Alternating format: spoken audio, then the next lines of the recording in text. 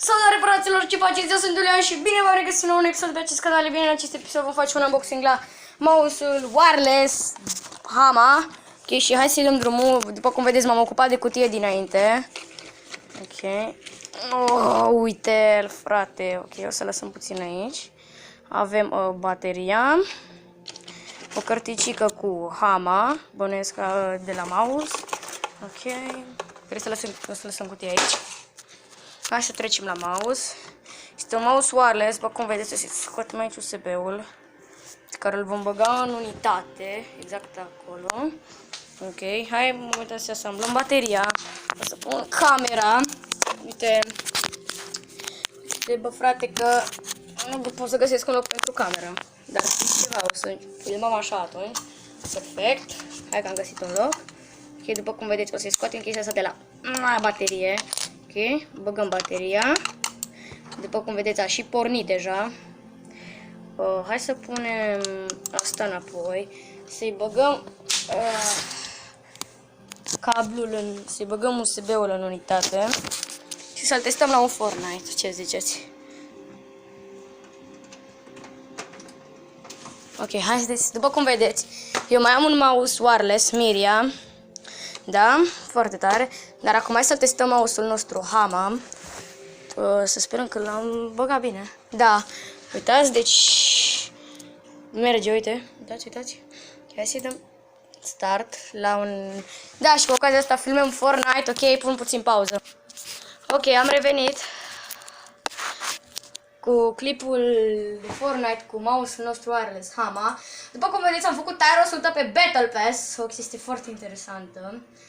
Eu la challenge am luat și pickaxe-ul Drift, mă apuc să maxez driftul și să iau pickaxe-ul lui Ragnarok, după cum bine observați. Ok, deci, da, aici vreau să vă arăt toate skin-urile mele. Deci uitați, cam acestea sunt toate skin-urile mele: Drift, Ragnarok, Raptor, Huntress, RPM, Rook, Sledgehammer, Sunstrider și Wingman din Starter Pack. Ok, vreau să menționez că astăzi se va mai băga un starter pack cu The Ace, care va conține The Swag Bag și 600 de V-Bucks, ca orice starter pack. Acestea sunt toate backlink-urile mele. Uitați. Da? Foarte interesante, nu știu, asta e pentru aniversare, este ceva special. Ok. Da, deci astăzi pe Story se va băga un starter pack ca și Wingman-ul la ora 3 în România, la ora 15, din câte am înțeles. Ok. Și da, acestea sunt toate emoțiile mele. Boogie Down-ul, care îl luați gratis dacă vă protejați contul.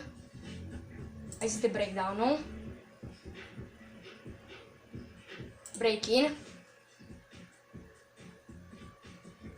Și da, voi face episod în care voi cumpăra starter pack-ul.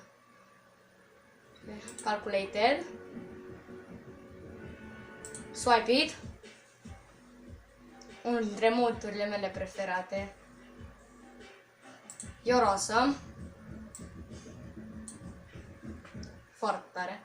Gentleman's Dab. Rock, Paper, Scissors. Slow Clap. Dance Move.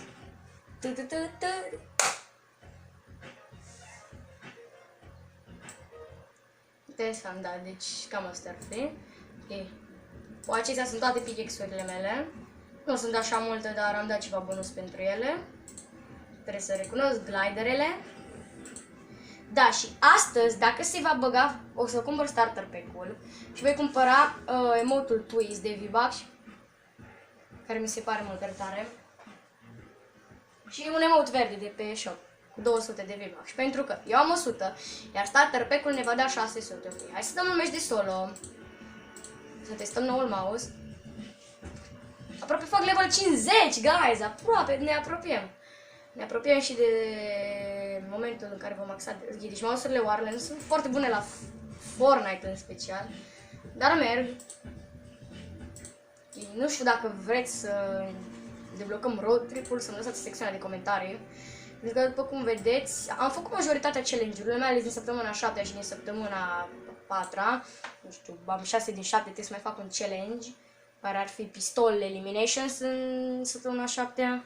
Follow the treasure map, sunt foarte ușoare, mai ales cea din Dust Depot, găsiți harta, cred că peste tot, dacă nu mă înșel. Ok, deci filmăm, o să facem un episod doar meciul ăsta îl vom da. Dacă vreți să mai facem episoade de Fortnite, v-aș ruga să nu uitați să apăsați butonul de like. Pentru că, da, mă joc jocul ăsta ca Sparku. Vreau să și filmez dacă joc pe arată ca Sparku. Ok, hai să ne flexăm și noi. Cu Breakdown. Boogie Down.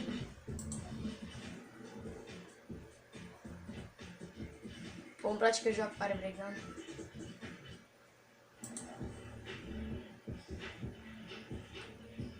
Vrei să dau cu soapid? Îmi place tare mult motul ăsta. Ok, hai să mergem pe muntele Sfântul Gheorghe, mai exact aici. Hai să mulțumim șoferului de autobuz pentru că este foarte important. Ok, vreau să fac niște kill-uri meciul ăsta și dacă o să am un kill e perfect. Vreau să menționez că nu sunt foarte pro în Fortnite. Deci, da, vă rog nu mă jurați în comentarii. Dar n-am rămas defaultul de acum 3 luni sau de când am postat primul episod de Fortnite, pentru că ăsta e al doilea episod de Fortnite. Și dacă ajungem la 3 like-uri, voi mai posta Fortnite, 3 like-uri de la 20 de abonați, cred că putem să strângem acest număr de like-uri. Știu că este destul de mult, n-am strâns 3 like-uri. N-am mai strâns 3 like-uri de mult, dar sincer chiar m-aș bucura dacă am strânge 3 like-uri. Nu știu. Sau dacă nu, uite, hai, uite băieți, 2 like-uri, da? Ok, de... What? Ce mă? Păi dacă n-ai shotgun, ești mort, aia e toată faza. Ok.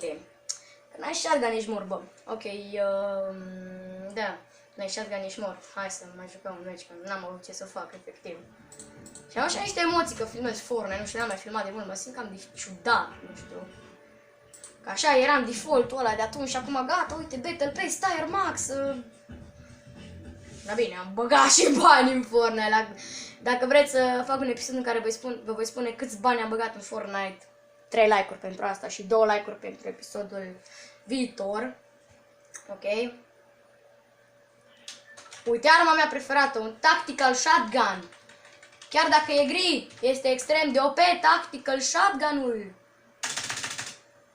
Nimeni nu va schimba această părere. Tactical-ul e cel mai bun shotgun, după părerea mea, pe lângă Heavy Shotgun. Default handicapat, te rog să te calmezi. Acest joc nu este pentru tine. Vreau să iau un pump albastru, fraiere. De la măta. Tu nu știi ce la Fortnite. Wow, ai văzut cum l-am pălit? Ok, hai să mergem tot pe muntele lui Sfântul Gheorghe. Sper că o să filmeze ok, avem și geamul lângă noi care... Hai să mulțumim șoferului. Și să sărim în viața mea. Dăm drumul dacă găsim un shotgun, avem un kill asigurat în blocul ăsta pentru că... Da, după cum am mai spus, n-am rămas default-ul ăla de atunci, dar atunci recunoașteți. Nu suntem pe sniper shutout, ok? Nu pot să fac kill cu sniperul ăla așa ușor, pentru că nu sunt pe sniper shutout, copii. Vă rog, nu mă înjurați în comentarii. Doar că am băgat bani în Fortnite. Oh my god, man, ce e aici, man, nu cred. Și n-am găsit nicio armă, frate, sunt mâncat, efectiv. Am înțeles, nu trebuie să spun de 2 ori că sunt mâncat. Frate, n-am armă. N-am armă, frate! De ce mi-ai deschis mapa? Nu pot să înțeleg de ce.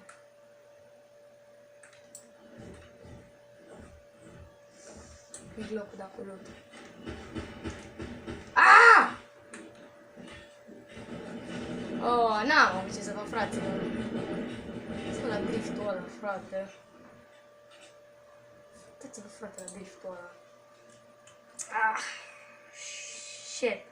Frate, nu găsesc un shotgun. Nu e ok, nu vreau să...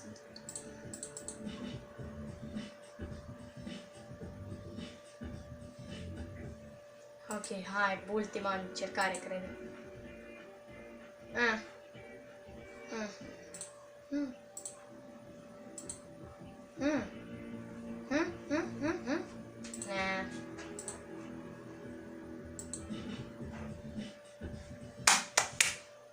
Da, ultima încercare, nu uitați de butonul de like.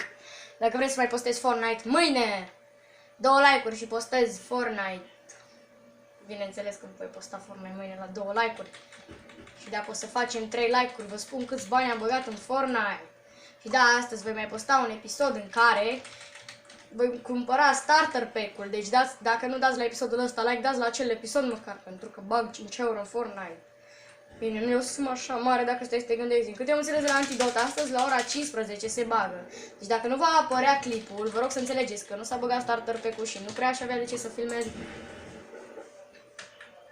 Ok, hai să mergem în Dusty Divot, pentru că e blocul meu preferat, efectiv. Să mulțumim șoferului că mi-a adus până în Dusty. Bine, în Dusty e Dusty aici, dacă mor înțeleg, dar... Frate meu, de fiecare dată când mă duc pe muntele lui Sfântul Gheorghe, mai nou, mor efectiv! Nu pot să rezist, oameni buni, nu pot să rezist efectiv. Și nu-mi pot explica de ce, pentru că sunt un Ragnarok, sunt un viking, vikingii nu se dau așa ușor bătuți, ar trebui să merg încă de 10 ori acolo. Dar nu o să fac asta, pentru că nu o să fac un episod în care vă arăt cât de handicapat sunt. Dacă vreți să fac un episod să vă arăt cât de handicapat sunt, dați dislike. Nu știu. Dați dislike-uri. Dacă vreți să fac un episod să vă arăt cât de handicapat pot să fiu. Oh my fucking god! Frate, de ce n-ai vrut să sari? Ragnarok. Nu. Fost mâncat, frate. N-am armă. Din câte am văzut era un default. Așa că mă duc repede să lutez.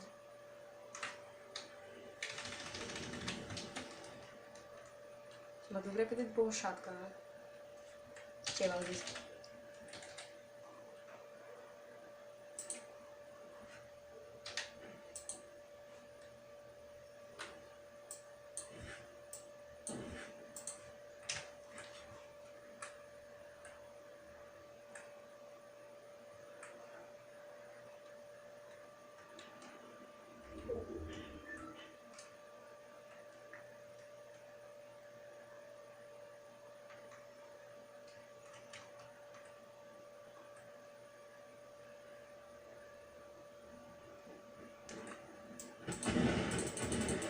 Shit, are SMG! Lord, dar mai trage unul! What? Ce gura mea? Mai tragea unul! Frate, l omoram pe ăla, mai venea unul. Hai, sictir, mă, mai dau un meci, nu mă las. Puteam să dau switch, dar... Nervos să-mi bag piciorul ăsta. Hai să jucăm cu defaulta, frate, cu defaulta. Nu te cred, jucăm cu defaulta. Mamă, fac un episod de 15 minute în care nu fac niciun kill.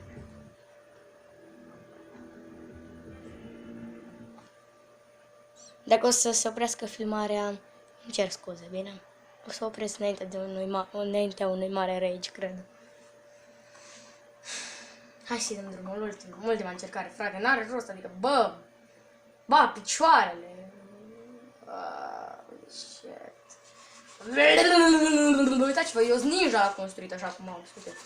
Bă, ce rezoluție are, ești nebun. Îmi place prea mult skin-ul de fault. Ce faci, fă?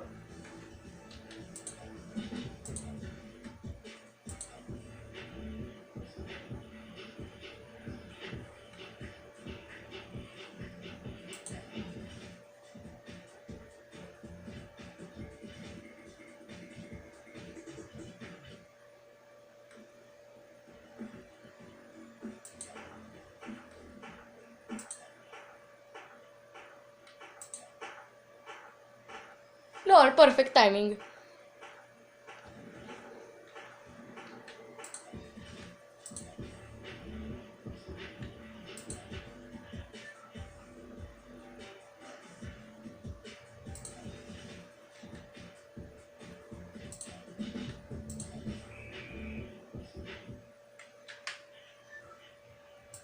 Nu mă las pentru chestia aia, mă duc în Dusty. Da, un episod de 15 minute de care n-am făcut niciun kill, ok?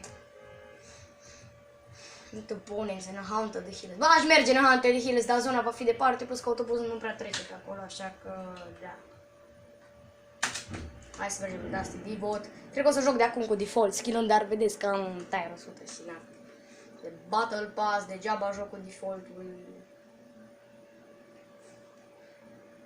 Să-i păcălesc pe oameni că sunt un default handicapat care trage în toate direcțiile.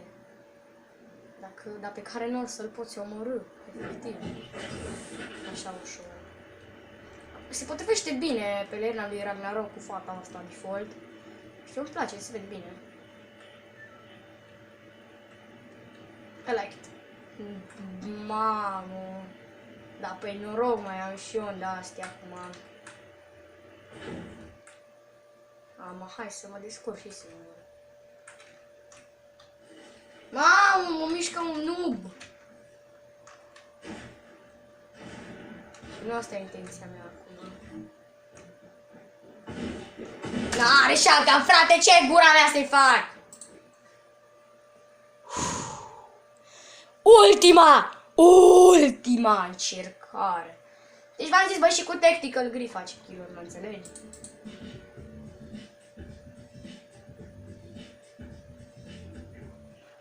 Tare motul ăsta, plus că e gratis. Dacă vreți să fac un episod în care vă spun clar, care vă arăt cum să luați boogie down-ul. 3 like-uri, frate, 3 like-uri.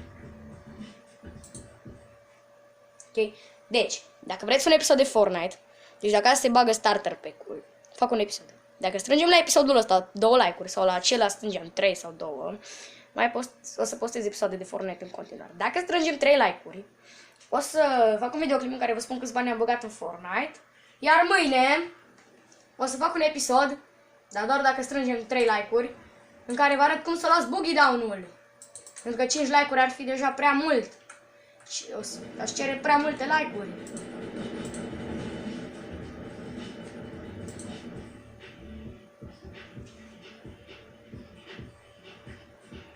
Nu flexez cu fața unui Ragnarok, ha?